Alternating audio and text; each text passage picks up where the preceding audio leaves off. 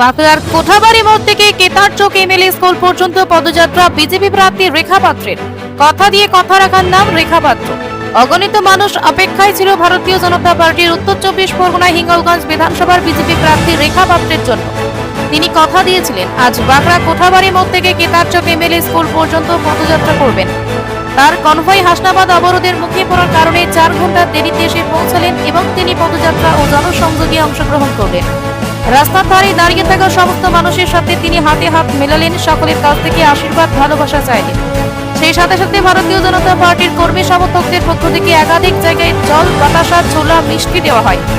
সেই সাথে সাথে প্রয়াত বিজেপি কর্মী সমর্থকদের শহীদ বেদিতে মাল্যদান করেন। তিনি বলেন, তোলাবাজ, দুর্নীতিবাজ এই সরকারের এই ভোটে পতন হবে, দূষণমুক্ত বিজেপির সরকার গঠন হবে।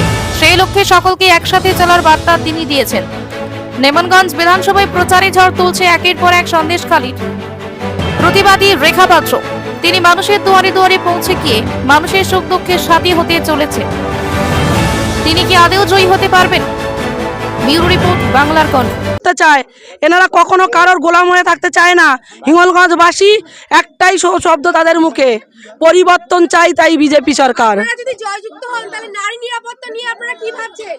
দেখুন, এমনিতেই আমাদের নারী নিরাপত্তা নিয়েই আমাদের লড়াই। সন্দেশখালীর থেকে হিঙ্গলগঞ্জ বিধানসভার মাটিতে আমাদের নারীর সুরক্ষাটাই আগে থাকবে। তারপরে তো আরও তো আমাদের কেন্দ্র সরকারের যে আমাদের প্রকল্প, আমাদের দলের প্রকল্প, সেগুলো একের পর এক থাকছে। আগে আমাদের প্রথম উদ্দেশ্য হচ্ছে আমাদের নারী সুরক্ষা।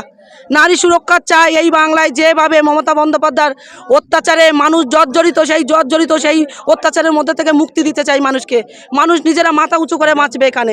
এখানে একটা নতুন একটা হিঙ্গলগঞ্জ তৈরি হবে। সেই হিঙ্গলগঞ্জের নাম ভারতবর্ষের মানুষের মুখে মুখে থাকবে।